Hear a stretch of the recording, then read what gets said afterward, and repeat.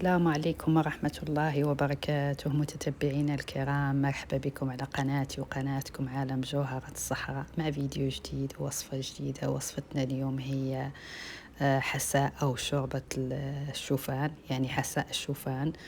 نتمنى أنكم تشاهدوا الفيديو حتى النهاية وينال إعجابكم، لأنها شوربة سهلة واقتصادية، وصراحة تحتاجوها في أي وقت، يعني في هذا الوقت وربما في الشهر الكريم إن شاء الله، لأنه قريب. الله يجعلنا ويجعلكم من اللي لاحقين بخير وعلى خير، يجعلوا شهر الخير علينا وعليكم وعلى المسلمين أجمعين. بديل الحريرة، يعني الإنسان لما ما يقدر يتم يعدل الحريرة كل نهار، والله يعدل يعني يقدر يبدل به، لأنه حساء رائع صراحة. ونتمنىكم أنكم كامل تشاهدوا الفيديو وينال إعجابكم، لأنه صراحة كيجي زوين بزاف وصحي مفيد جدا، ويعني سهل التحضير. تقدروا تحضروه في 10 دقائق، لأنه حساء سهل.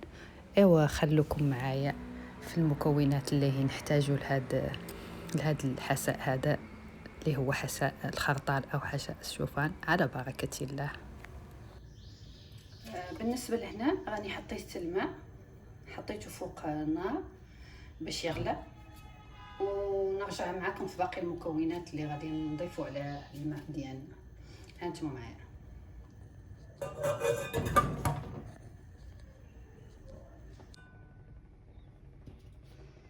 من بعد ما غلى الماء كيف كتشوفوا، غادي نضيف هنا بصله صغيره حكيتها، يعني حسب الكميه ديال الماء اللي حطينا نحطو. انا حطيت هون بصله صغيره، غادي نخليها طيب ونرجع معكم من بعد.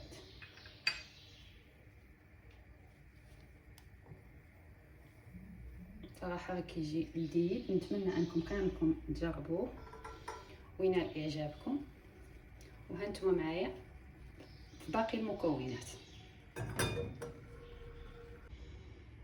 من بعد ما طابت البصله تقريبا اللي عندنا اللي حطينا، بالنسبه للمكونات اللي غادي نضيفو هنايا، عندنا الجلجلان، وعندنا الزعتر، وعندنا ايضا هون هذه هي الكرويه هذه الكرويه حق هذه الكرويه، وهذا النافع، وعندنا زريعه الكتان، وعندنا حبه حلاوه. هادو هما المكونات اللي غنزيدو او يعني المنسمات اللي غادي نزيدو بالنسبه لهاد الحساء ديالنا. وهما هادو كنضيفوهم ايضا الماء، وكنخلوهم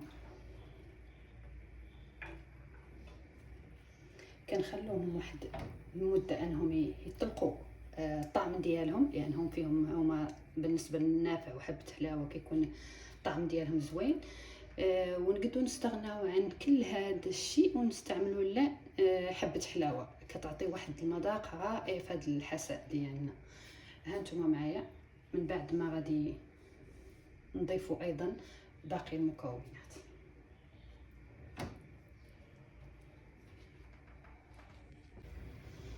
بالنسبه لهنا بعد ما كلشي يعني طلق المذاق ديالو او الطعم ديالو، هنا غادي نضيف الخرطال او الشوفان.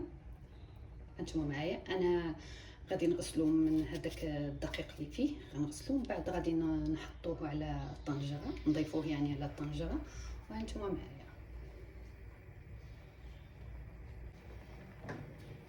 هنا من بعد ما غسلت الشوفان اللي عندنا، دابا غادي نضيفو على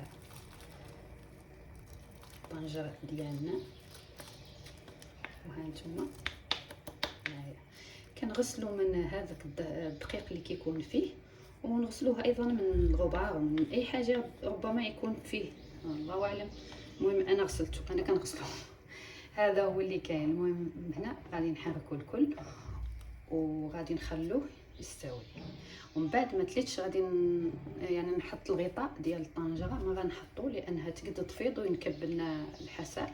من الاحسن نحطو هادي هاك على هذا الشكل باش ما يخرج الحساء. وهانتوما معايا.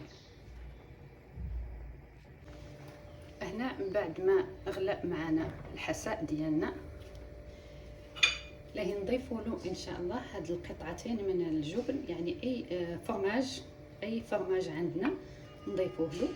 انا كان عندي هذا مثلث، ضفت قطعتين، وهانتوما معايا غادي نستمروا في التحريك واحد المده، ومن بعد غادي نضيفوا الحليب. بالنسبه للملح والزيت انا ما ضفتهم، لان نضيفهم اخر شيء، يعني اخر لحظه حتى يستوي عندنا الحساء، وغادي نحطهم. هانتوما معايا. هنا غنضيفوا زيت الزيتون كيف كتشوفوا،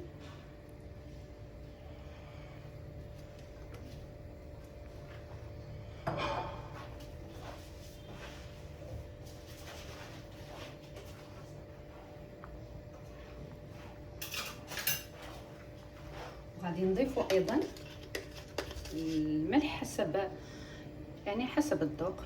الملح كل واحد يدير القياس اللي هو باغي.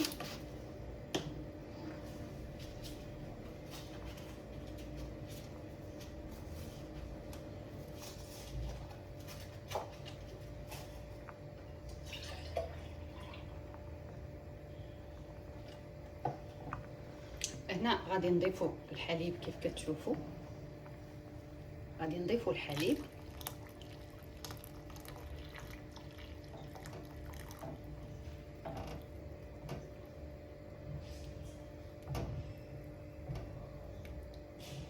وغادي نخلوه يكمل الطهي ديالو، ونرجع معاكم ان شاء الله في الشكل النهائي.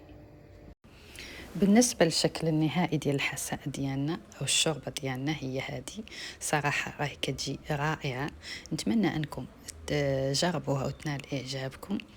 وما تنساو الا وصلتوا حتى لهنا في الفيديو ما تنساو اللايك، وبالنسبه للناس اللي ما هم مشتركين في القناه يحاولوا انهم يشتركوا لتعم الفائده، ولنستمر معكم في الوصفات، يكون جديد ان شاء الله دائما. والناس اللي هما دائما متابعين القناه ما ينساو اللايك وما ينساو تعاليقهم الزوينه اللي هي دائما كتخليني انا متحفزه، ونبغي نعطي الجديد اللي عندي، واي حاجه عندي نبغي نشاركها معكم.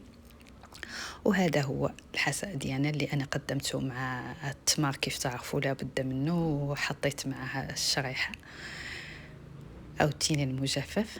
ونتمنىكم تكونوا في أحسن حال، وإلى اللقاء في فيديو قادم إن شاء الله ووصفة جديدة. ومع السلامة، أستودعكم لله الذي لا تضيع ودائعه.